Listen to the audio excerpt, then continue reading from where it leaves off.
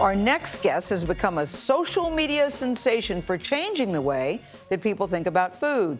Sam Privet is her name. She's a registered dietitian who's known for her very blunt, and she's blunt and honest, very honest response to the so-called diet culture.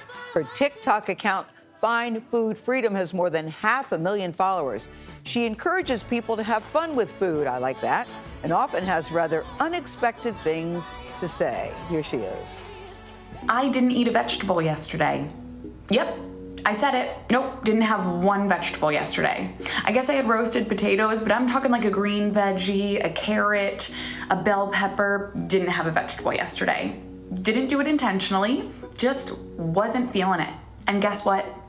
I'm not unhealthy. I'm definitely not a bad person, and I'm gonna be okay. Now, why want to bring attention? I like how she thinks. Sam Privet is also a certified intuitive eating counselor, a practice she teaches her followers. She joins us now. Sam, good morning to you. I've been running all over the building looking for you because I thought you were in-house, but I forget COVID is keeping us apart. But I'm so glad that you're here. Listen, you are preaching to the choir. You are preaching to the choir when you say diets don't work. I have tried them all, including one that says only eat when you're hungry. And Sam, I found myself going, am I hungry right now? Should I get something to eat? It's so stupid. You'll drive yourself crazy. So you're talking about intuitive eating. What exactly does that mean? Yes. So intuitive eating is a self-care framework of eating that has 10 defined principles. It has over 140 studies to date, and it was actually created back in 1995. So it is not new by any stretch. It was created by two registered dietitians, Evelyn Tribole and Elise Resch. And this self-care form of eating framework has 10 defined principles. Now, for sake of time, I'm not going to go through all 10, but the mission of intuitive eating is to help us regain trust with our body, drop the guilt and shame with food, learn how to really quiet all of the external noise of diet culture and turn inward to be able to listen to our hunger cues, our fullness cues, and find joy in food and movement and life again. You know, there's so much guilt and shame associated with food. You say it's never too late to heal that relationship. Why is it so difficult? That's such a great question. We have our oldest client is 79 years old, and the thing we hear from all of our clients is, I wish I started this earlier. But I think it's so difficult because we do live in a world surrounded by this $72 billion diet industry that's full of fads and pills and supplements and quick fixes, really telling us that if we just lose the weight, we're going to be happy or healthy.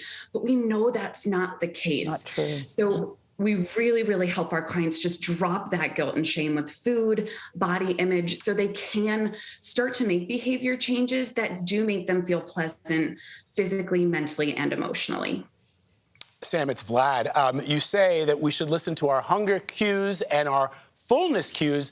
I'm good with the hunger cues part. It's the fullness part that I never listened to. So is intuitive dieting for me?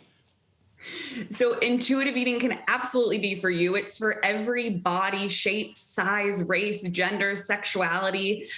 Truly, intuitive eating is for everybody. And with that, hunger and fullness cues can absolutely be felt. And I think sometimes the food freedom, people think that that means saying yes to all the food, but it's learning how to also respect our body and say no when we genuinely aren't hungry anymore.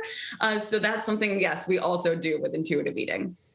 Well, Sam, my intuition shows up late to the party often and tells me I'm full after the fact, and there's a little thing called regret that comes over me. And I think part of the reason is because, forget about the diet industry, there's a food industry out there that is trying to make me eat as much as possible, right? They make it really good, really easy.